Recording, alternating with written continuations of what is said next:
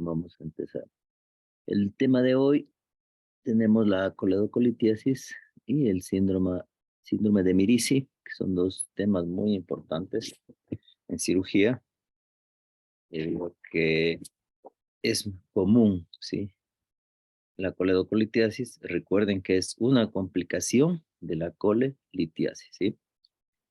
Entonces, cuando por lo general cálculos pequeños migran hacia la vía biliar, pueden quedarse a este nivel y provocar una obstrucción, ¿sí? Si es que es alta, pues puede, puede provocar incluso una colangitis, ¿sí? Si es una obstrucción total y luego con una infección, una sepsis, daría origen a una colangitis. Pero si el cálculo se queda impactado a nivel de la ampolla de Vater, puede ocasionar una pancreatitis aguda. Entonces, por eso también es importante, ¿sí? Actualmente no existe un enfoque óptimo de diagnóstico y terapéutico rápido para los pacientes con sospecha de coledocolitiasis. Por lo tanto, el objetivo principal del estudio es evaluar los criterios que tenemos actualmente para poder realizar un manejo adecuado, ¿sí? En el servicio siempre se ha dado cuenta también que no hay a pesar que ya hemos socializado también los protocolos de manejo, a veces no hay un acuerdo entre colegas. Esto también se debe a que no tenemos todas las herramientas para poderlo realizar. Como una vez les dije, de la sospecha de una obstrucción de la vía biliar, lo primero que se debería hacer es una colangioresonancia, ¿sí? Una vez con el diagnóstico, pues nos vamos a la CPR, ¿sí? Pero muchas veces se salta este paso es por esta situación, que no hay ni lo uno ni lo otro. Y para pacientes del sector público, pues difícil el manejo debido a que no tienen recursos. Todo toca hacer a nivel privado, a través de la red, manejar esto, pues, se complica más la situación. Entonces, son dos procedimientos que tardarían meses en realizar. Entonces, para abreviar en un solo procedimiento, se realiza la CPR directamente. Y es por eso que se intenta realizar así. Hablando de la coledocolitiasis, pues tenemos que es la causa más común de la obstrucción de las vías biliares y se presenta entre el 10 al 20% de los pacientes con colecistolitiasis, entre el 7 y el 14% de los pacientes a los que se les realizó una colecistectomía y entre el 18 al 33% de los pacientes con pancreatitis biliar aguda.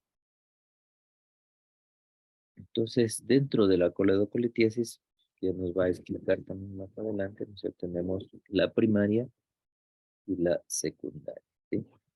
La más común aparentemente es la secundaria como complicación de una colelitiasis, ¿sí?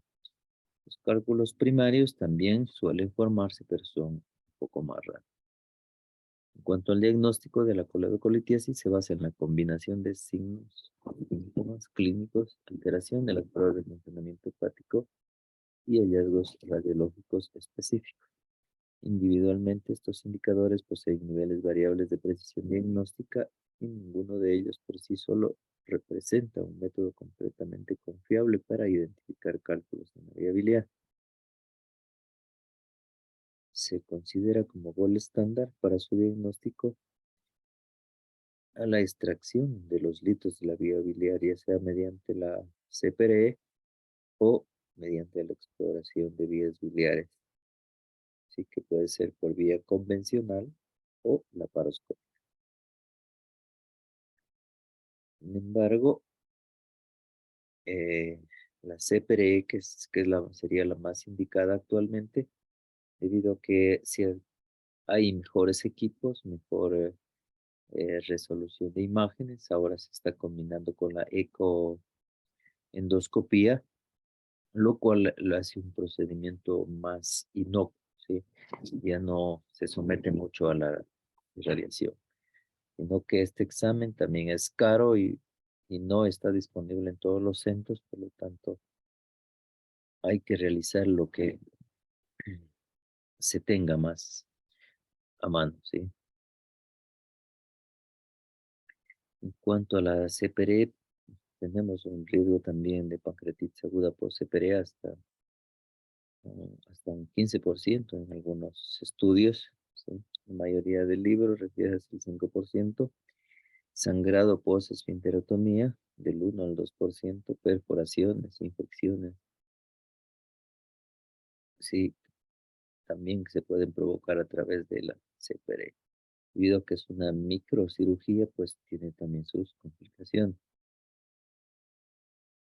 En los casos en los que se encuentra duda entre el diagnóstico de coledocolitiasis, el ultrasonido endoscópico y la colangioresonancia magnética representan unas buenas alternativas, ya que tienen una sensibilidad y especificidad del 95 al 97% respectivamente. Entonces es muy bueno, ¿no? Y sería lo mejor, como les decía, pues, la endoscopía, la ecoendoscopía sería lo mejor, o es lo mejor actualmente para el diagnóstico, aunque no está disponible en todos los centros. Y ahí tendría que ser la colangioresonancia, debido a que no irradia, y por último estaría la CPR. CPR por dos circunstancias, ¿sí? Uno que tiene irradiación y la otra que es una microcirugía, ¿sí? Entonces, otra complicación de la colelitiasis en sí es el síndrome de Mirici, ¿no es cierto? Esto representa un desafío para el sistema. Como alguna vez les comenté, el síndrome de Mirici tiene algunos grados y algunas escalas. Por lo general, este síndrome resulta de la inflamación aguda y crónica ocasionada por un cálculo impactado en la bolsa de Harman, conocido por algunos o reportado en algunos libros como bacinete también, o también en el conducto cístico, con obstrucción parcial o completa de la vía biliar principal. A medida que el proceso inflamatorio avanza, se puede producir obstrucción, necrosis e incluso una fístula biliar interna. El objetivo entonces es también diagnosticar antes de la cirugía para poder realizar el mejor tratamiento. Epidemiológicamente, el síndrome de Mirici se reporta entre el 0.7 y el 3% de pacientes con litiasis vesicular. Generalmente existe una larga historia de síntomas biliares como antecedente principal y se presenta en adultos, sin distinción de raza, predominio en el sexo femenino, del 50 al 77% de los casos. Afortunadamente, pues el síndrome de Mirici tipo 1 es la variedad que se presenta con mayor frecuencia, que solamente es una ligera obstrucción por la presencia del cálculo, ¿sí? Que este se puede presentar hasta en el 58.8%. Bueno, vamos a dar paso a Yulisa, por favor, para que continúe. Poner sobre lo que es la coledocolitiasis y el síndrome de Mirici. Lo que es la coledocolitiasis, dentro de lo que se va a hablar, vamos a hablar sobre los conceptos, analizar las causas, la etiología, la patogenia, evaluar lo que son signos, síntomas, ver cuáles son los métodos diagnósticos, el tratamiento y las complicaciones que puede llegar a tener esta patología. Entonces, dentro de lo que es una breve definición, se hace referencia a que la coledocolitiasis se refiere en sí a la presencia de cálculos biliares dentro de lo que es el colédoco, el conducto biliar común. Esto hace referencia a que la coledocolitiasis puede ser ya sea primaria o secundaria. Dentro de lo que es la primaria, decía que se asocia a que aparecen en el interior del conducto biliar y tienden a asociarse a éstasis biliar y a la descomposición de los lípidos biliares. Mientras que la coledocolitiasis secundaria se puede producir a nivel de lo que es la vesícula y después pasar a nivel de lo que es el colédoco. Y decía que en este caso el 85% de estos cálculos son a nivel de lo que es el colédoco. Epidemiológicamente hablando, este tipo de patología decía que es mayor o se presenta en mayor medida en lo que son las mujeres. Decía que tenía mayor incidencia a nivel de lo que es los 40 años de edad. Tiende a reportarse entre 5 a 20% a nivel de lo que es la población general y sobre todo se asociaba, decía, un poco más a países de Occidente en el que se presenta en un 10 a un 15%. En cuanto a las personas, decía que las personas que tienen cálculos biliares tienden a desarrollar este tipo de enfermedad de los cálculos biliares sintomática en el transcurso de, por ejemplo, unos 10 años, esto en un porcentaje del 10 al 15%. Y decía que un 5 o 20% de lo que son los pacientes que tienen coledocolitiasis, por ejemplo, al momento de lo que se le hace lo que es la colecistectomía, la incidencia tiende a aumentar con la edad. Dentro de lo que es el 5 al 20% de los pacientes que se tienden a someter a una colecistectomía tienen una coledocolitiasis y en el momento de lo que es la cirugía, es decir, se encuentra este hallazgo. Dentro de lo que es etiológicamente, como ya les mencioné, pueden ser primarias, secundarias, o pueden asociarse también a una coledocolitiasis post-colecistectomía que les mencioné. Decía que tienden a ser sintomáticos, es decir, ya empezar con la sintomatología 3 años posterior a la cirugía en este caso. Decía que, por ejemplo, puede ser una coledocolitiasis residual en la que, por ejemplo, y también tenemos la coledocolitiasis recurrente que se puede desarrollar después de la colecistectomía. Entonces, siempre tener en cuenta este tipo de etiologías. Algo importante que hay que tener en cuenta dentro de los puntos claves de la etiología es que la causa más usual es por una coledocolitiasis secundaria. Entonces, como dijo la común, la causa más común es la coledocolitiasis secundaria. La menos frecuente, la primaria, y hacía referencia que, por ejemplo, cuando el cálculo no logra pasar la ampolla de Vater, se asocia sobre todo a la ictericia obstructiva que llega a la pancreatitis o a la colangitis. Entonces, dentro de la coledocolitiasis secundaria se asocia un 90% a cálculos de colesterol y la primaria a cálculos pigmentarios negros. Ya dentro de la fisiopatología decía que, como le mencioné, el 90% de los litos son de colesterol, el 10% de litos son pigmentarios que contienen menos del 20% de colesterol, tiene bilirrubina amorfa y sales de calcio. Como pueden ver en la imagen, la diferencia del color. Dentro de los factores de riesgo está lo que es la fibrosis quística, una nutrición parenteral prolongada, y los factores que tienen a favorecer la formación de estos cálculos es el aumento en cuanto al exceso de bilirrubinas, que tengamos desbalances químicos del pH, que se asocia, por ejemplo, a lo que es lodo biliar o una éstasis biliar. Y como les mencioné, la éstasis biliar se asocia bastante con cálculos de tipo, por ejemplo, con una coledocolitiasis de tipo primario. Dentro de los tipos de cálculos biliares, pues tenemos los pigmentarios marrones, los factores nucleantes, como las bacterias, pueden asociarse tenemos los cálculos pigmentarios negros, que pueden asociarse a cirrosis alcohólica, estados hemolíticos, la eritropoyesis inefectiva o una resección ileal. Y los cálculos de colesterol, que se van a asociar sobre todo a una sobresaturación del colesterol y a una motilidad alterada. Ahora también tenemos factores de riesgo que pueden ser modificables y los no modificables.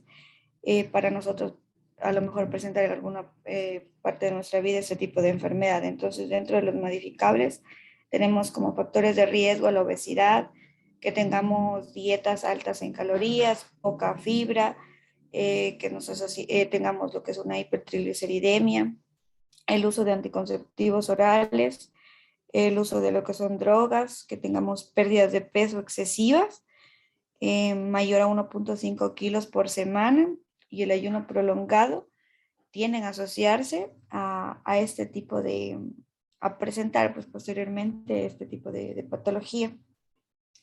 Dentro de los factores de riesgo que no pueden ser modificables, como lo mencioné en la epidemiología, es el ser mujer, tiene mayor predisposición.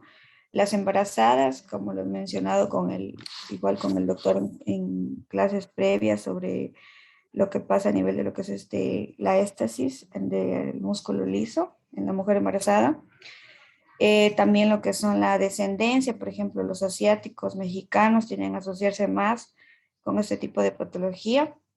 El antecedente familiar también es importante, el que tengamos un síndrome metabólico, una enfermedad de Crohn, causas genéticas o un polimorfismo del transportador del colesterol pueden asociarse como a factores de riesgo que no pueden ser modificados. Dentro de la patogénesis, pues se decía que la bilis, que es producida a nivel del hígado y almacenada a nivel de lo que es como ven en la imagen, a nivel de lo que es la vesícula biliar, puede provocar la formación de estos cálculos biliares. Generalmente estos tipos de cálculos van a pasar a nivel de lo que es la vesícula y de ahí al conducto cístico y luego pues viajan hacia lo que es al colédoco. Entonces decía que, digamos, si es que el flujo de la bilis está obstruido por los cálculos dentro de lo que es el colédoco, puede conducir a lo que es una ictericia obstructiva y posiblemente una hepatitis o alterar a lo que es el páncreas. Al hablar de lo que es la colangitis y la sepsis, decía que son más comunes, sobre todo en pacientes que ya tengan una coledocolitiasis y otras fuentes, por ejemplo, que tengan, por ejemplo, una obstrucción del conducto biliar, porque se asocia más con lo que es la biopelícula bacteriana que cubre los cálculos a nivel del conducto colédoco. Dentro de la coledocolitiasis primaria, decía que esta se asocia porque hay formación a nivel del conducto biliar común, es la menos común en 4 al 10%, se asocia a cálculos pigmentarios marrones y el riesgo tiende a incrementar sí con la edad. Mientras que la secundaria ocurre en más del 95% y se forman a nivel de lo que es la vesícula, estos cálculos llegan al conducto y los pacientes, por ejemplo, con litiasis, se asocian más a este tipo de patología. Dentro de lo que es el cuadro clínico, lo característico aquí va a ser el dolor tipo cólico, que se va a localizar a nivel del cuadrante superior derecho del abdomen y que puede ser de una intensidad moderada. Decía que cuando es más grave y prolongado, por ejemplo, puede ser mayor a 6 horas, en la que ya la colelitiasis ya está un poquito más avanzada, puede asociarse o presentarse a nivel postprandial. El dolor puede también, este dolor tipo cólico, irradiar epigastrio, al hombro y a la región como ven en la imagen, a nivel de la región de la espalda, y que se conoce como dolor referido.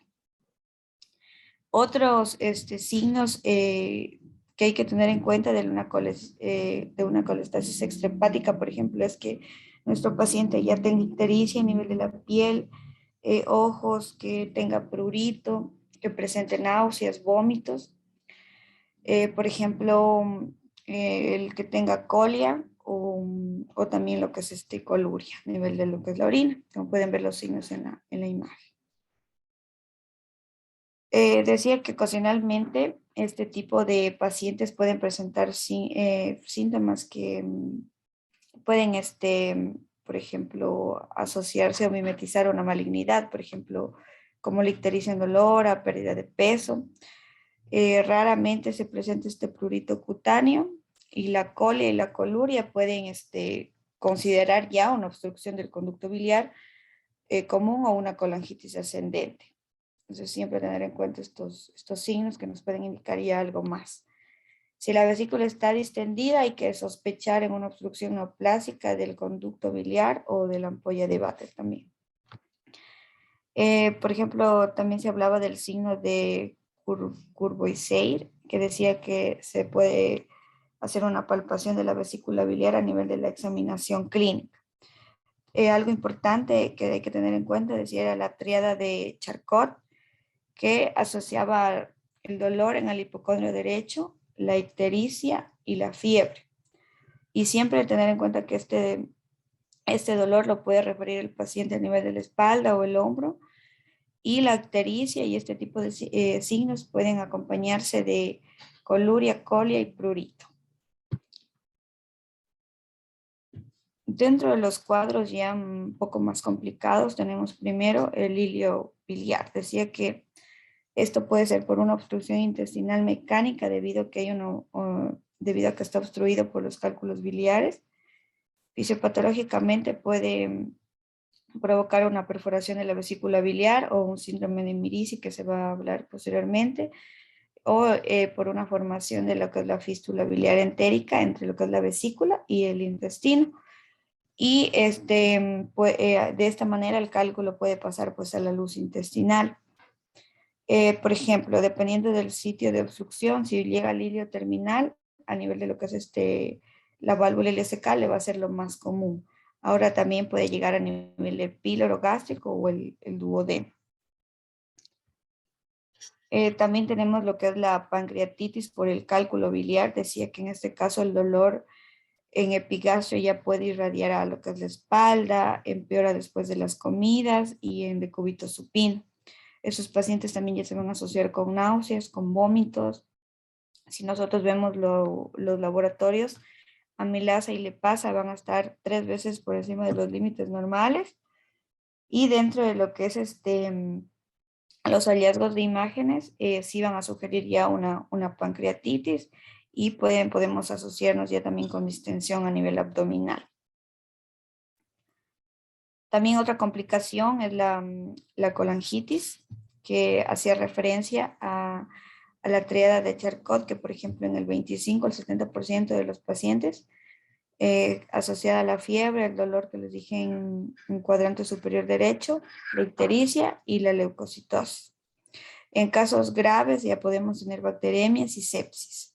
Y tenemos que podemos llegar a una pentada de Reynolds, que son con hipotensión y una alteración a nivel mental. Por ejemplo, en la pentada hacía referencia a la ictericia, una hipotensión o shock, el dolor abdominal, que hay alteración mental y fiebre. Otro cuadro o otra complicación son las cirrosis biliares secundarias.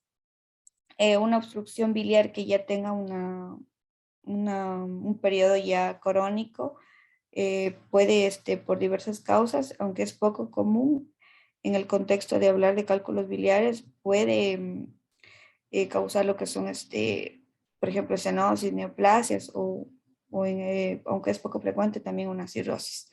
Entonces, la cirrosis biliar se asociaba sobre todo a la hipertensión portal, una insuficiencia hepática y pues puede llegar incluso a la muerte. Puede asociarse con déficit de vitamina A, D, E y la K, y es probable que en estos casos, aunque se desconoce, si nosotros hacemos la extracción de estos cálculos, puede haber una mejoría similar en la enfermedad hepática en lo que son pacientes cirróticos biliares secundarios, que es inducida por la coledoclitiasis. Dentro de lo que es el diagnóstico, vamos a primero a ver lo que es la sospecha clínica, ¿no es cierto? Y asociarnos a la triada de Charcot. Luego, pues, tenemos que apoyarnos de exámenes de laboratorio. Como les mencioné, las enzimas hepáticas elevadas, tenemos que tener en cuenta la fosfatasa alcalina, la la GGT o la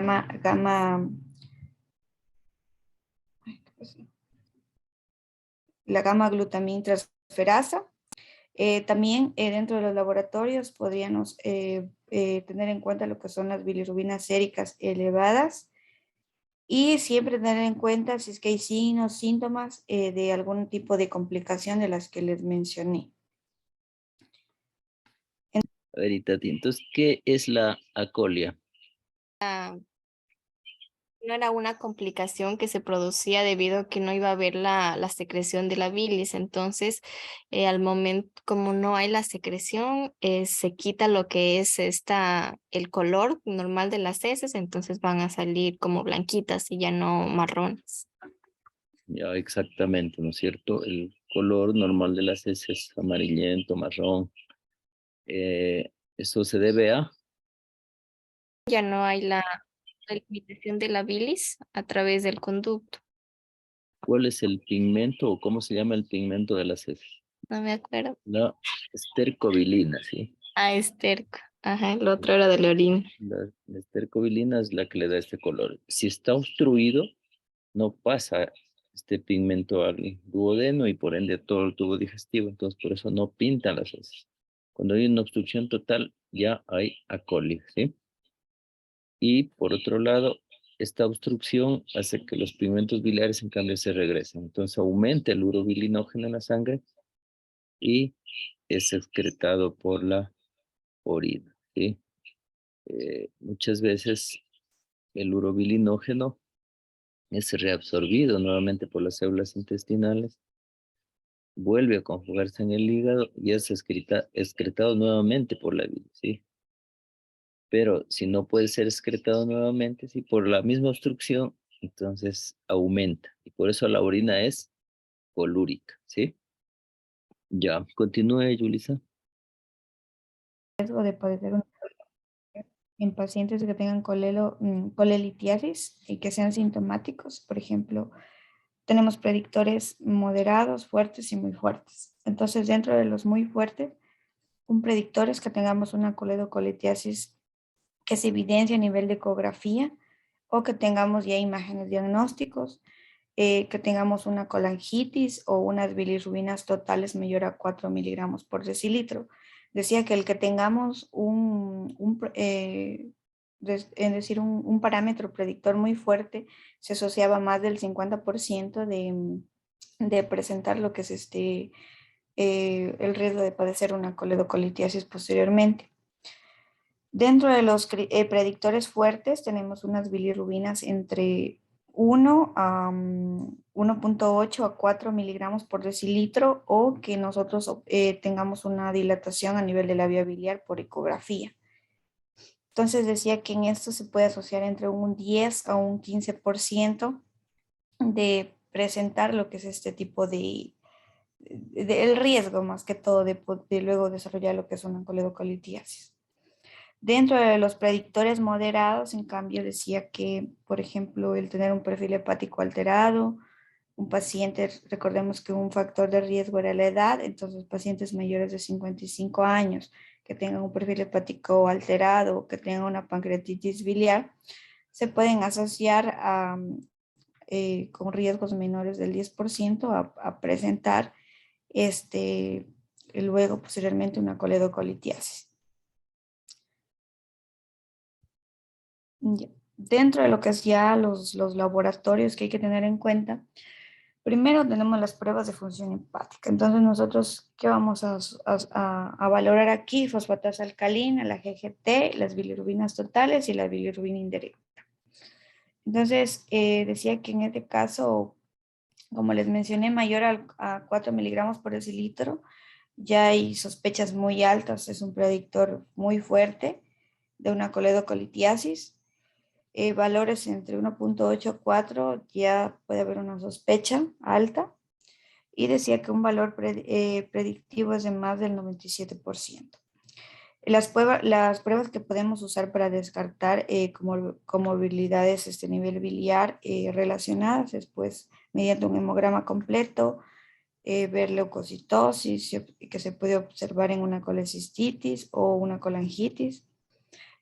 Por ejemplo, debemos ver amilasas y lipasas que pueden estar elevadas en una pancreatitis biliar, por ejemplo. Entonces, siempre asociar este tipo de pruebas, ¿sí? De función hepática, sobre todo.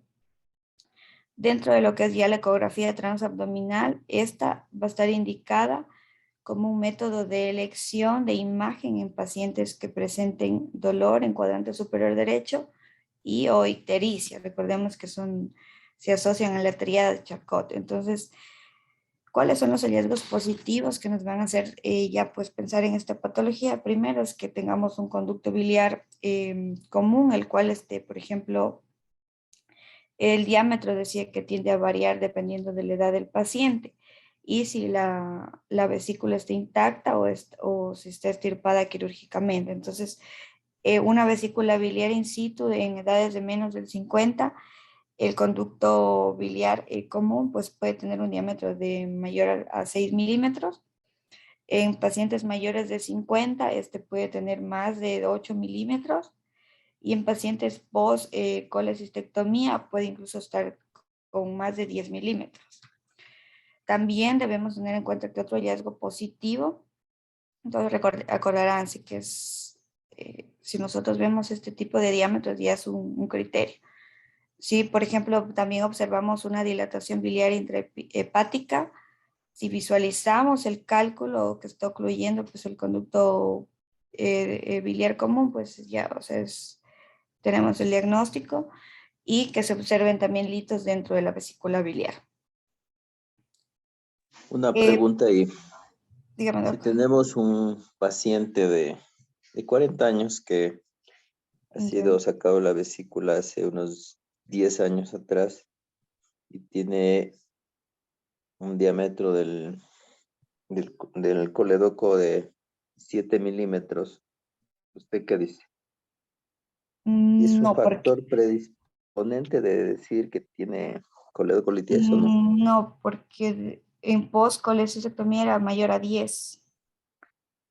Ya, muy bien. 7 Entonces, estaría esta dentro. última parte sí hay que tener siempre presente, ¿sí? Si el paciente ya ha sido sacado la vesícula, recuerden que como ya no hay vesícula, entonces la vía biliar tiende a dilatarse un poco, ¿sí? Es Pero si con el fuera, fin de contener un poco más de bilis y también para poder cumplir un poco, reemplazar la función de la vesícula. Entonces, por eso suele dilatarse un poco. Ya, continúe. Muy bien. ya. Entonces, dentro decía que a nivel del conducto biliar común, puede haber una superposición verde, como pueden ver esta coloración cuando está dilatado. Decía que una gran lesión hiperecoica intraluminal, por ejemplo, la superposición verde sombreada, es probablemente que sea un cálculo biliar, y esta decía que es visible a nivel de lo que es el extremo distal del colédoco.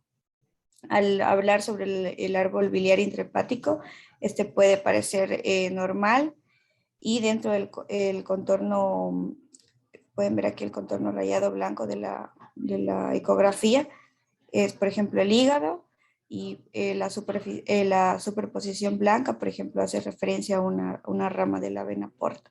Pero esta sombra verde es lo que nos hace pensar o que es probablemente un cálculo, ¿sí?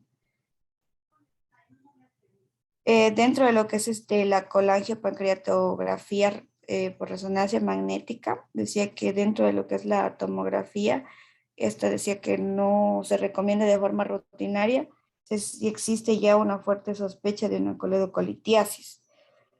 Los hallazgos positivos de este examen, en cambio, es que nosotros vamos a encontrar primero, el conducto biliar dilatado con o sin dilatación a nivel de la vía biliar intrahepática. Un signo objetivo decía que era observar anillos concéntricos formados por un cálculo central hipodenso, el cual puede estar rodeado por un borde iso o hiperdenso, que hace relación a la bilis. Estos cálculos que tienen, por ejemplo, calcio, decía que se tienden a visualizar dentro del conducto biliar común y que se puede, por ejemplo, se puede observar en un 15 o un 20% de los cálculos. Entonces aquí podemos ver esta tomografía computarizada en la cual decía que a nivel, por ejemplo, dentro de lo que es la colangiografía, ese tipo de estudio decía que se reporta como diagnóstico que tiene una sensibilidad entre el 88 al 92% y es específica en un 75 y un 92%. Y con lo que es la ataque helicoidal, decía que tiene una sensibilidad del 65 al 88% y con una especificidad un poquito más elevada del 73 al 97%.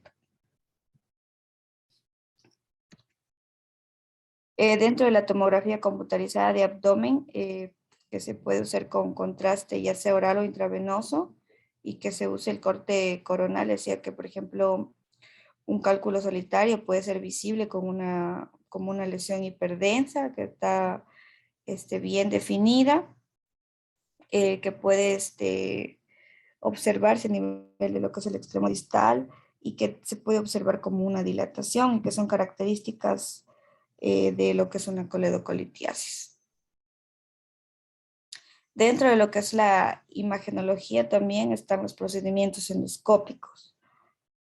Entonces decía que, por ejemplo, tenemos lo que es el ultrasonido endoscópico, puede tener un rendimiento similar a la resonancia que les mencioné, puede ser efectiva, sí, en diagnósticos de coledocolitiasis, es terapéutica en drenaje biliar y tiene una morbilidad del 2 o el 8%.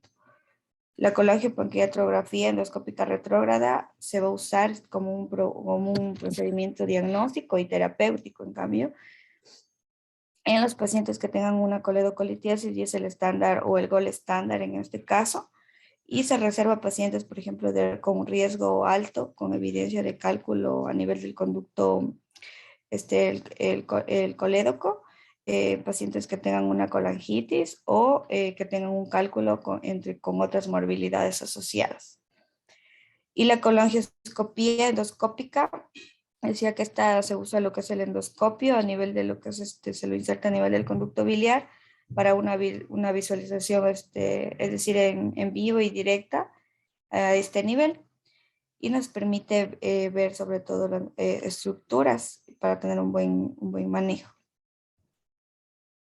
Entonces aquí pueden ver más o menos el ultrasonido endoscópico, cómo se ve, la CPRE y la colangioscopía endoscópica, que nos va a permitir tener una visión más directa. Dentro de los diagnósticos diferenciales hay que tener en cuenta la presencia de diversos episodios severos de dolor abdominal. Tenemos que descartar, por ejemplo, que amenace la vida del paciente, por ejemplo, un infarto al miocardio, una colecistitis aguda, descartar una pancreatitis aguda, o que hay una disfunción a nivel del esfínter de Oddi o una disonancia vesicular. En concordancia que, por ejemplo, infarto agudo de miocardio, si bien les mencioné, la clínica puede asociarse con estos dolores a nivel del hombro, sí, brazo, entonces siempre pensar las cosas y descartar este tipo de patologías, ¿sí? Si nos vamos a la relación, por ejemplo, de una ictericia obstructiva, por ejemplo, no relacionadas al cáncer, podemos tener una colangitis esclerosante primaria, una cirrosis biliar, una pancreatitis crónica o autoinmune, una obstrucción a nivel de la vía biliar. Y como diagnósticos diferenciales relacionados al cáncer y asociados a ictericia obstructiva, tenemos la carcinoma, el cáncer de vesícula biliar, cáncer pancreático, el cáncer de ampolla de Vater y el cáncer periampular. Dentro de lo que es ya el manejo de la coledocolitiasis, es importante pues hacer énfasis en la remoción de los cálculos por medio de una endoscopía, realizando lo que es una CPRE bajo anestesia general, ¿no? Entonces la CPRE se la puede usar, podemos usar una exploración laparoscópica del conducto biliar o una litotricia, que se puede considerar este procedimiento en pacientes que ya no sean aptos o que no desean someterse a una extracción endoscópica o quirúrgica de los cálculos. Entonces la CPRE es el estándar de oro, el gold estándar, es diagnóstico y terapéutico. Entonces, ¿cuáles son las indicaciones de la CPRE?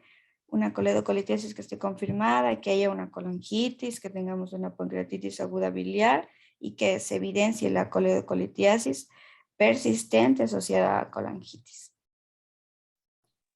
Ya Dentro en del- colangitis y en pancreatitis, ¿por qué usted haría la CPRE?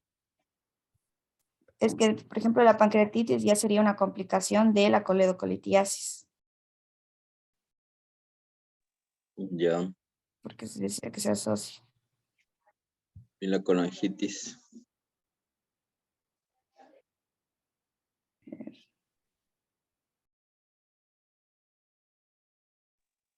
Bueno, estas dos patologías representan una emergencia, ¿sí? Un paciente con colangitis, es decir, ya hay pus en la vía biliar, representa una emergencia. Debemos hacerle lo más pronto posible el drenaje, ¿sí? Entonces, hay que hacer la CPRE, sacar el cálculo o por lo menos drenar la bilis, ¿sí? O drenar esa pus que por eso es colangitis, ¿sí?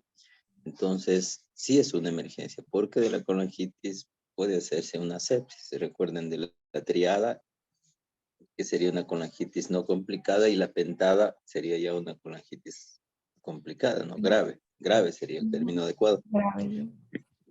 Ya. Y pancreatitis aguda igual, pues.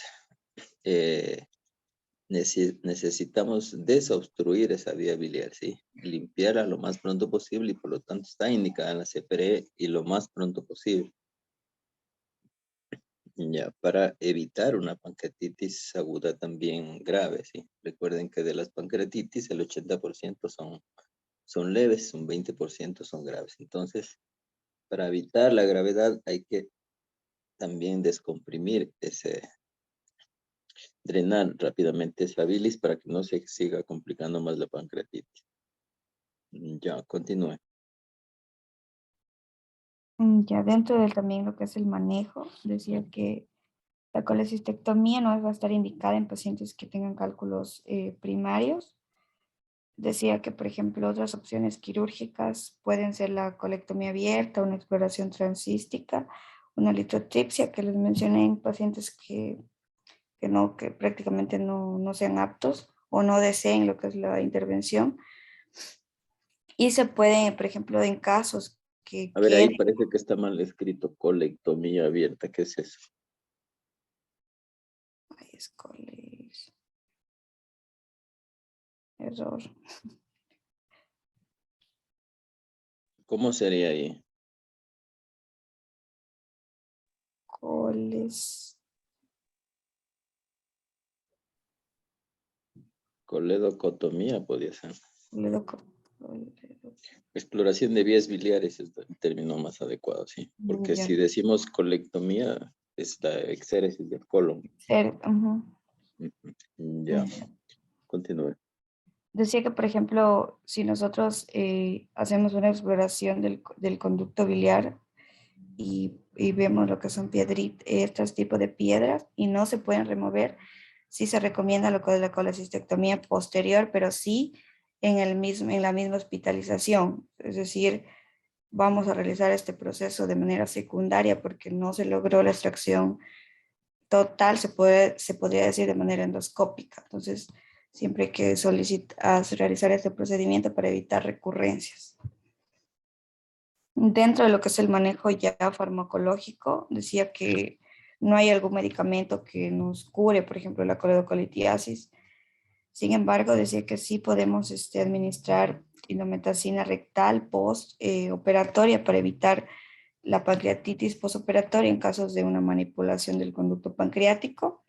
No se recomienda lo que son antibióticos, y a menos que haya una colecistitis o una colangitis, que ya sería prácticamente ya la pus, la infección.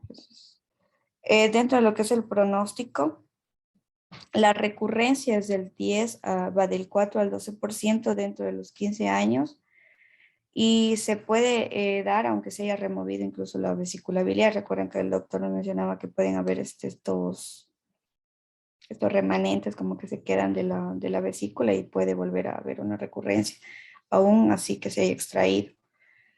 Puede darse por una éstasis biliar, una bacterio biliar, una retención de algún cálculo y, por ejemplo, si hay dilataciones mayores o iguales a 13 milímetros y también, por ejemplo, la presencia de un divertículo periampular. Entonces, en conclusión de esta patología, para ya pasar al otro tema, es que la coledocolitiasis se refiere en sí a la presencia de los cálculos biliares a nivel del conducto del colédoco. Sus manifestaciones clínicas se caracterizan por esta triada que les mencioné, asociados a signos de extrahepáticos de colestasis. La evaluación diagnóstica se basa sobre todo en la clínica, la ecografía y los estudios de laboratorio. Dentro de lo que son las imágenes, la prueba confirmatoria va a ser pues y diagnóstica y de tratamiento, la CPRE.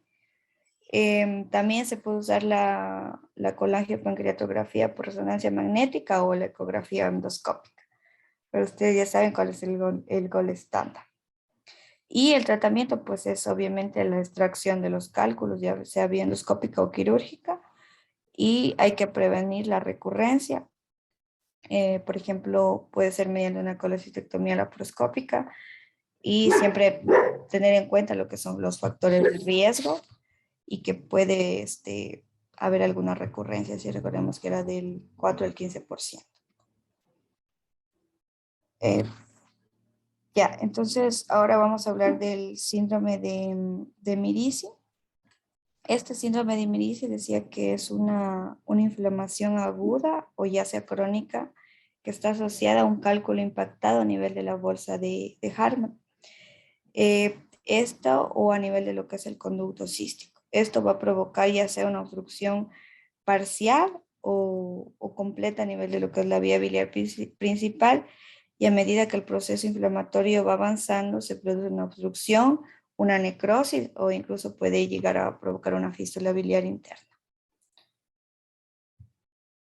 Dentro de lo que es la fisiopatología, decía que la secuela evolutiva se inicia por una colelitiasis que puede ser crónica o aguda y a la impactación del hito a nivel de la bolsa de Hartmann. Recordemos que esta bolsa, por ejemplo, la vesícula a nivel del cuello tiene un pequeño infundíbulo y esta es la bolsa, ¿sí? Pueden ver en la imagen, a este nivel.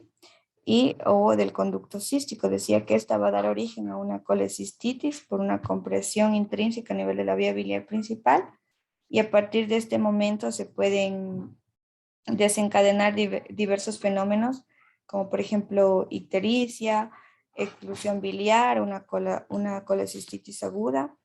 Pueden provocarse lo que son fístulas colecisto-coledocianas o biliodigestivas, o puede haber una coledocolitiasis, una colangitis, una cirrosis biliar secundaria, entre otros. Entonces, la secuencia de estos signos y síntomas no siempre tienen una secuencia lógica o ordenada. Va a depender bastante de la gravedad de la obstrucción y de las complicaciones. Entonces, de esta forma, las características del cuadro que vamos a tener pueden ser ya sean silenciosas o presentarse de una manera súbita con alguna ictericia intermitente. Entonces, siempre tenemos que evaluar de acuerdo a los grados que yo ya les voy a explicar. Entonces, dentro de lo que es la epidemiología, decía que el síndrome de Mirici ocurre entre el 0.5 al 4% de los pacientes que son sometidos a una cirugía por colelitiasis y aproximadamente el 50 al 77% de estos pacientes se asocian con el género femenino. Dentro de lo que es la clasificación, por ejemplo, dentro de la clasificación, ustedes pueden ver en la primera imagen, asocia con el primer, se puede decir el primer tipo 1, que es una compresión extrínseca de la vía biliar con un cálculo impactado a nivel de la vesícula. El tipo 2 se asocia ya a puede haber una fístula colecistobiliar que involucra un tercio de la circunferencia de la vía biliar. El tipo 3 se asocia a una fístula colecistobiliar que involucra ya los 2/3 de la circunferencia de la vía biliar. Si ustedes pueden ver la imagen, ¿sí? La tipo 4, esta es una fístula colecistobiliar que involucra ya toda la circunferencia de la vía biliar. La 5 decía que ya es cualquier tipo de fístula colecistoentérica. Y ustedes pueden ver que puede ser sin hilio biliar o con hilio biliar. Entonces la 5 puede ser 5A si es que no tiene hilio biliar y 5B con hilio biliar.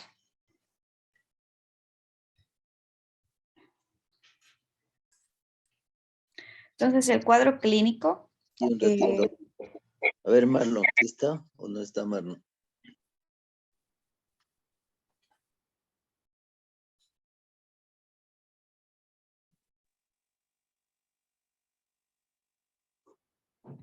No llega Marlon.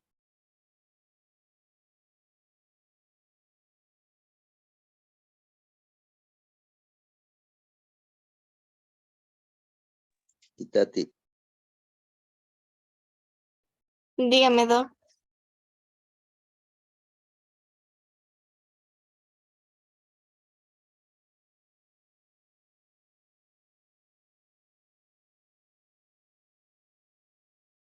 ¿Sí me escucha, Doc? Sí, sí le escucho. ¿Cuál es la diferencia entre el tipo 1 y el tipo 2? El tipo 1 era solamente cuando existe la inflamación debido a por decir, la presión que se encuentra realizando el cálculo en lo que es en el conducto cístico o la bolsa de Hartmann.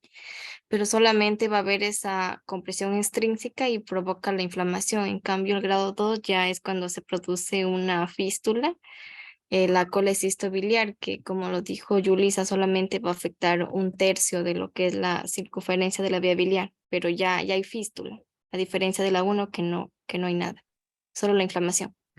Ya, exactamente. Entonces, en el tipo 1 es una obstrucción parcial, ¿no es cierto? Pero es tipo compresiva, ¿sí? Entonces, la 2, la 3, la 4 y la 5 ya son una fístula colecisto-coledociana, ¿sí? O colecisto biliar. Entonces, es otro, en cuanto al tratamiento, es muy diferente, ¿no es cierto?, en cada uno de estos. No es lo mismo operar el tipo 1 que el tipo 2, 3 o el 4, así. Se vuelve mucho más complicado el asunto. Ya, continúe. Ya. Entonces, dentro de lo que es el cuadro clínico, se va a asociar con ictericia, fiebre y el dolor a nivel del cuadrante superior derecho. 1/3 de los pacientes van a tener datos de una colecistitis y decía que si tenemos pacientes con cáncer de vesícula, estos son los que tienen mayor riesgo. Entonces, dentro de lo que es el dolor, va a ser focalizado a nivel hipocondrio derecho. Pueden haber la aparición súbita de lo que son epigastralgias, dolor en el hipocondrio y puede asociarse o no con náusea o vómito. El paciente va a tener fiebre, escalofríos, una taquicardia y puede asociarse con anorexia. En cuanto a la ictericia obstructiva secundaria a la impactación, se podría decir, de una litiasis en el infundíbulo de la vesícula.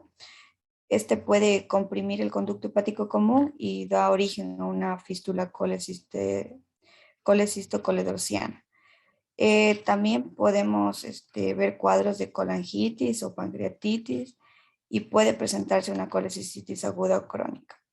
Va a depender bastante del tipo en el que estemos, pero sí, esas tres, que les menciono, la triada también se asocia, ¿sí?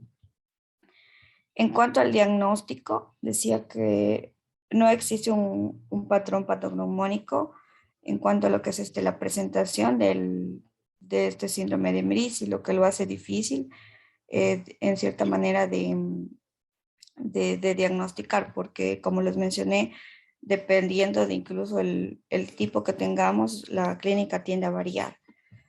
Entonces, la sintomatología generalmente es la misma que en la colecistitis aguda o la coledocolitiasis. La triada que les mencioné se aparece, el dolor puede ser en epigastrio, va a hipocondrio derecho, puede irradiar al dorso, hay ictericia y en algunos casos pueden haber pruebas de función hepática elevadas. Entonces, algo importante que hay que tener en cuenta aquí son los hallazgos de laboratorio. Entonces decía que los principales hallazgos en laboratorio son la elevación de las concentraciones séricas de fosfatasa alcalina y lo que es la bilirrubina. Esto decía que se da en más del 90% de los pacientes. Por ejemplo, si el paciente ya tiene una colecistitis aguda, una colangitis o una pancreatitis simultánea o junto al síndrome de Merici, puede haber ya incluso también leucocitosis.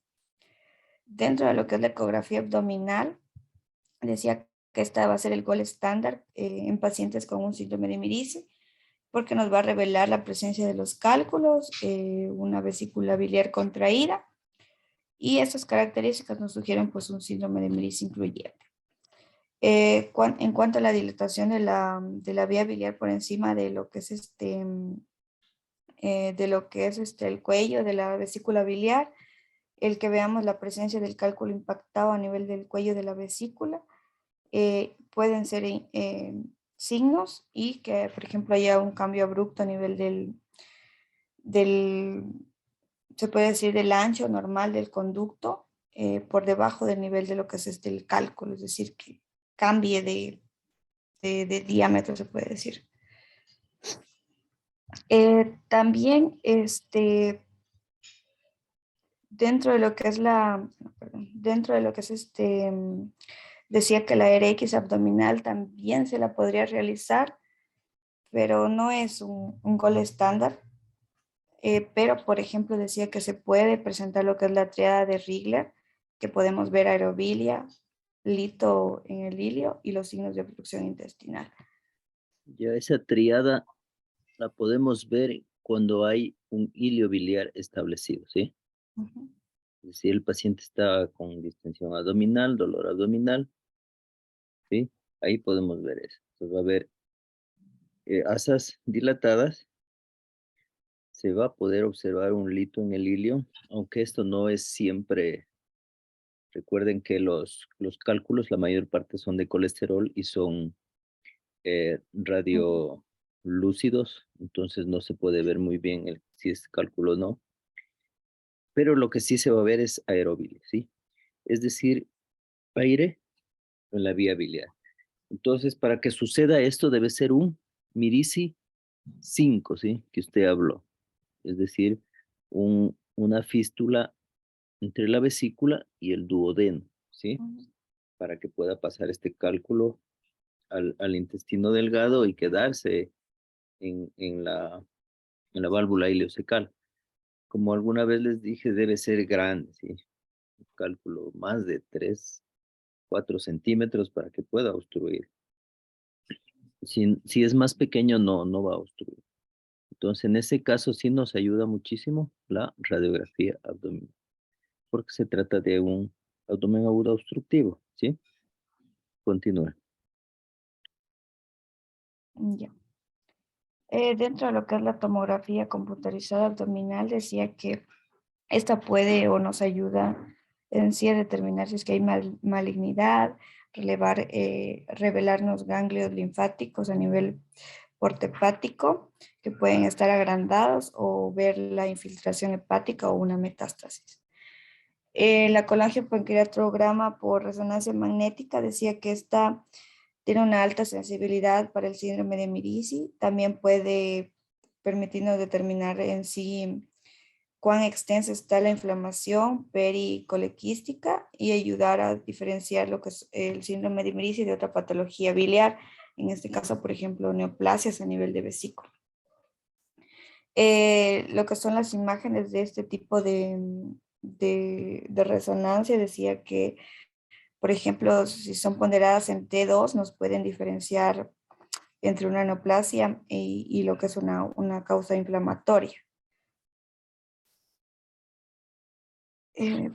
Dentro de lo que es el tratamiento, en sí decía que la evaluación de una fístula colecistobiliar se la va a hacer, por ejemplo, si realizamos lo que es la CPRE para confirmar el diagnóstico del síndrome y determinar si existe o no la fístula.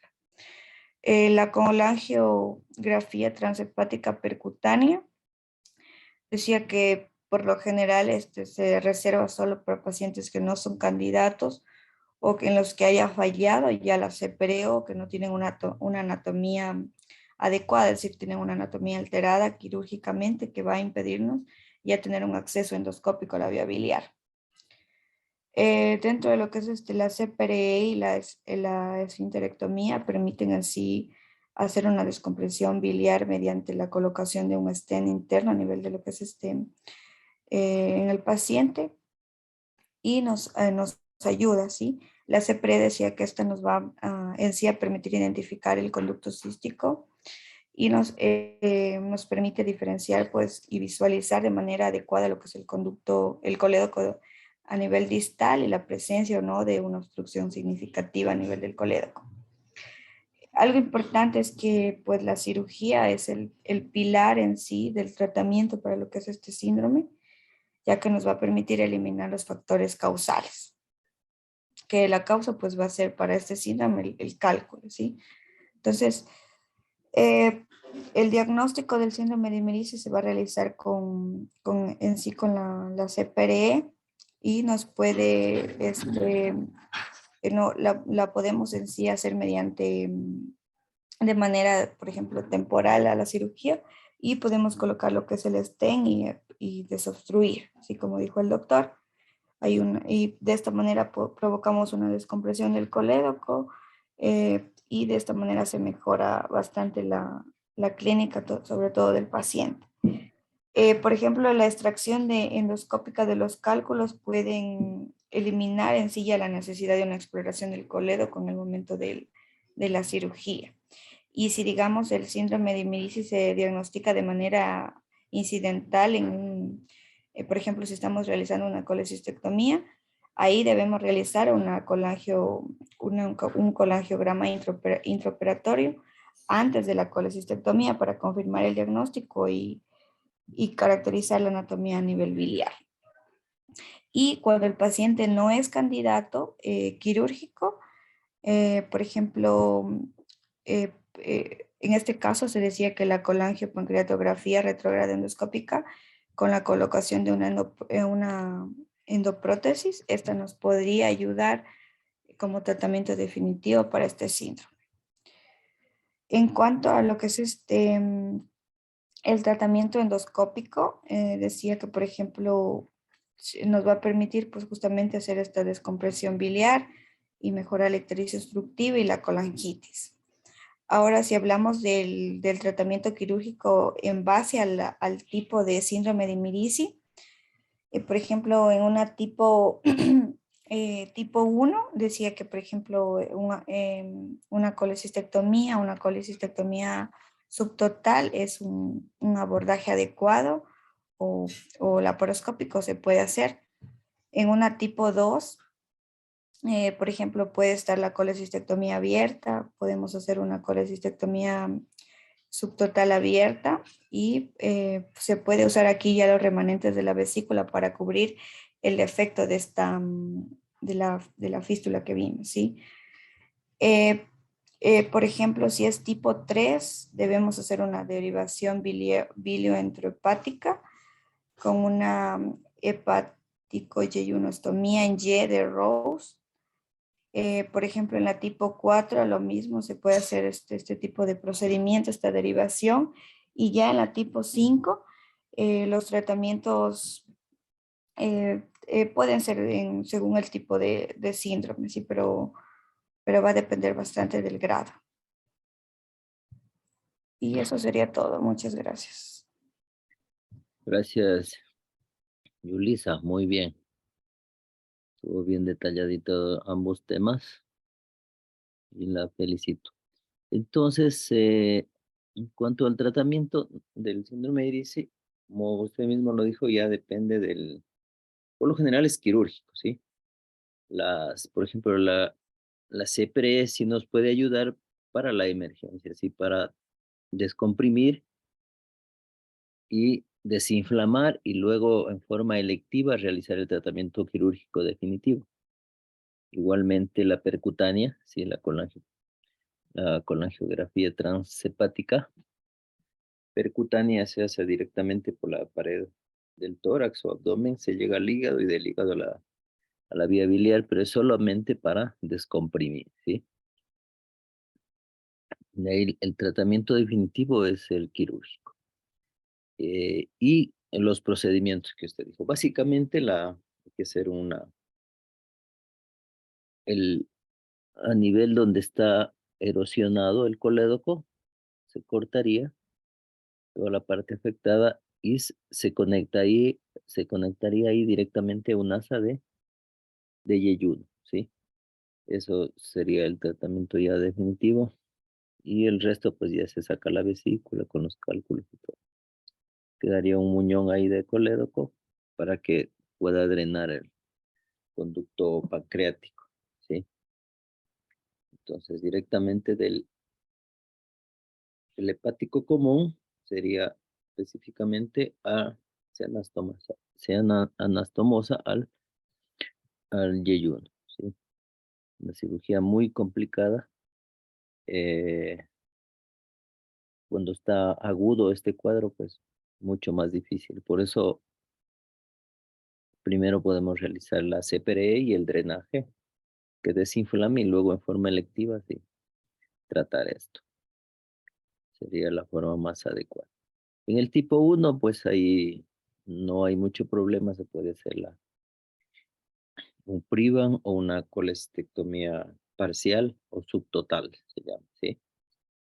Se llama este tipo de cirugía para no afectar al colédoco. Se deja como se ve en la imagen ahí, que usted tiene, se deja un pedazo de vesícula y ahí se la cierra, ¿sí?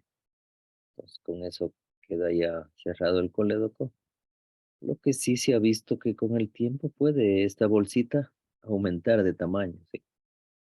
Digamos, en unos 15 años, 20 años puede formarse una neovesícula y simular que todavía tiene vesícula y que no le han sacado. Entonces eso hay que explicarle al paciente lo que se le ha hecho cuando hay una colestitis aguda muy inflamada, por lo general se hace una hemicolecistectomía, una colestectomía parcial o subtotal o PRIVAL se llama, ¿sí? Entonces ahí se hace eso, pero hay que explicarle al paciente que hay esa posibilidad para que no se preocupe. Eso nomás. Gracias, Yulisa, gracias, Itati. Muy buena colaboración.